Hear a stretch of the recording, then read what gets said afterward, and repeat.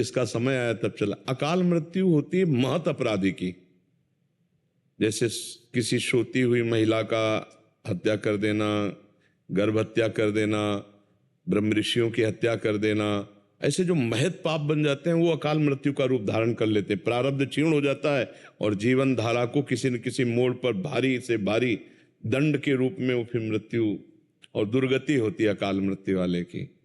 तो अकाल मृत्यु से यदि डर लगता है तो पहली बात तो जिन्हें पापाचरण कहते हैं वो मत करना, और नाम जप करना, अकाल मृत्यु होगी ही नहीं, अकाल मृत्यु होगी ही नहीं।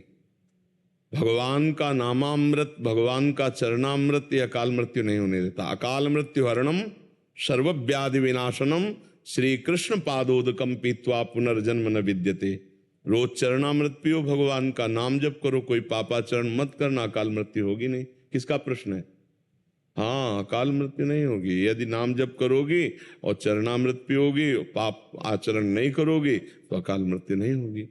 और यदि कहीं महत पाप बन गए तो फिर साधु अवज्ञा तुरंत भवानी कर कल्याण अखिल। महत पाप तत्काल दंड देता है, मार देता है। जैसे एक नाव बड़ी थी और उसमें 50 लोग बैठे हुए थे, तो उसमें 2 संत भी बैठे थे, एक गुरु और एक शिष्य, और 2 राज कर्मचारी जो तैनात थे उस एरिया में। वो उसमें उस समय आपने देखा होगा जो कोतवाली आदमी बाहर खड़े रहते हैं, उसमें चाकू लगी होती है बंदूक में, और वो तैनात रहते हैं। तो वो ऐसे दोनों राइफल लिए हुए थे वहां। तो साधु को तो कोई सात्विक पुरुष मानेगा, रजोगुणी पुरुष साधु को नहीं मानता। साइड से, तो अब जितनी जगह थी साइड हुए, लात मारा बूट उनके पैर में, और वो नंगे पैर थे, ऐसे हुआ साइड हो। और वहां जगह नहीं थी इतने तक, पूरी नाव भर वो कहीं जूता मारता, कहीं थप्पड़ मारता शिष्य को। गुरु तो निरपेक्ष बैठे हुए थे, अब साधु क्या करे। और शिष्य शांत भगवान का स्मरण कर रहे थे और बार बार कह रहे थे कि तुम मुझको मार रहे हो, लेकिन तेरे मारने वाला जो तैयार है तुझे दिखाई नहीं दे रहा। हम कई बार ग्रामीण भाषा में कहते हैं दुखिया को न सताइए, दुखिया देगा रोए, और जब दुखिया के मुखिया सुने तो तेरी गति क्या होए। अब वो बूट पहने, राइफल लिए, अपने राब में सैकड़ों बार टॉर्चर किया नदी पार होते होते। जब नदी पार हुई तो नदी में कुछ दूरी ऐसी होती है जिसमें जल बहुत छिछरा होता है, मतलब बहुत कम होता है, वहां नाव नहीं जाती, तो वहां कूद के नाव से ऐसे जाना होता है, या फिर थोड़ा भींजते हुए इतना पैर, जो किनारे बालू होती है उसमें नाव नहीं चल सकती, पानी इतना इतना होता है। तो उन्होंने राइफल को ऐसे ऐसे करके उसका सहारा लेकर कूदने का, और राइफल धंस गई बालू में और पैर बूट फिसल गया, सीधे यहां से सीधे यहां। साधु अवज्ञा तुरंत भवानी कर कल्याण अखिल के। तत्काल अकाल मृत्यु की रचना हो गई, क्योंकि बार बार टार्चर किया और साधु चुप रहा। अगर वो गाली दे देते या डांट देते तो बच जाता, क्योंकि प्रारब्ध क्षीण हो जाता। तो ऐसे जो पाप हैं अगर हमारे द्वारा ना हो तो अकाल मृत्यु नहीं हो सकती।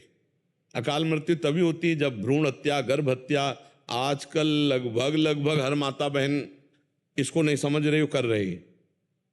गर्भ हत्या इतना भयानक पाप है, कोई माता बहन नहीं समझ रही, और एक भ्रूण हत्या, गर्भ हत्या महत पाप के अंदर है। तो फिर वो दुर्दशा तो फिर पक्की हो जाती है। उसके लिए प्रायश्चित क्या करते हो? कुछ नहीं। आप समझते हो हमारा गर्भ है, हम नष्ट कर सकते हैं? नहीं, पालन का अधिकार है, नष्ट करने का नहीं। नष्ट कर, देखो सरकार विरोधी है कि नहीं इस बात की। आप अपने शरीर का पालन कर सकते हैं, नष्ट नहीं कर सकते। नष्ट करने की बात अगर पता चल जाएगी ना तो आपको सजा मिल जाएगी, आपके शरीर नष्ट करने की सजा मिल जाएगी। आप इसका प्रयोग कर सकते हो लेकिन आप इसे नष्ट नहीं कर सकते, समझ रहे हो ना? ऐसे भागवतिक विधान में भी है। तो अगर हमारे द्वारा महत पाप ना हो तो अकाल मृत्यु नहीं होती है। अकाल मृत्यु होती है जब महत पाप हो जाते हैं। और हमें किसी भी मृत्यु से अगर ऊपर उठना है तो नाम जप करना है, अच्छे आचरण करने, दूसरों को सुख देना है, भगवान के आश्रित होना है, तभी मंगल होगा। ऐसे चाहे जितना रुपया कमा लो, दुख चिंता भय शोक इनसे नहीं बच सकते कोई भी हो। लिख लो कागज में चाहे दिमाग में, दुख चिंता भय शोक इससे नहीं में। तो क्या भजन करने वालों के जीवन में दुख नहीं आता? आता है, लेकिन शोक नहीं होता। भगवान एक ज्ञान देते, एक आनंद देते, जिस आनंद में दुख को भी बहुत आराम से सह लेता। कई बार हमने कहा कि हमको तो जैसे तौला अपने दिमाग से, तो तुम्हें साधारण भाषा में बता रहे हैं कि 100 ग्राम दुख और 900 ग्राम ऊपर सुख क्या करेगा? वो दबा है नीचे। ऐसे भगवान के भक्त के जीवन में दुख आता है, और जो भगवान से विमुख होते हैं तो वो 100 ग्राम पूरे जीवन को बर्बाद कर देता है। भारी से भारी वेदना, कष्ट, भारी से भारी समस्या उसके जीवन में होती है जिसके दोनों किडनी फेल होती है।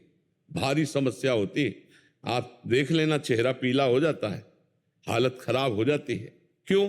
क्योंकि वो उसी में डूब गया और अपने प्रभु के चरणों में है। तो आप देख लो फर्क क्या है। सब दुखों का समाधान भगवान का आश्रय, भगवान का नाम, भगवान के। तो हम अगर भगवान का भजन करेंगे तो हमारा मांगना मिट जाएगा। हम भगवान का भजन करेंगे तो हमें कष्टों से लड़ना आ जाएगा। हम भगवान का भजन करेंगे तो मृत्यु का भय खत्म हो जाएगा। बिना भगवान के भजन के तो मुझे लगता है भय तो बना ही रहेगा। भय, चिंता, शोक, दुख ये तो सताते ही रहेंगे। इसका नाम ही है दुखालयम, मृत्युलोक। मृत्युलोक दुखालयम अशाश्वतम, ये नाशवान है। ये दुख ही दुख देगा। अगर भजन नहीं है तो बिल्कुल कोई भी हो, कहीं भी हो, परिणाम में तुम्हें दुख मिलेगा।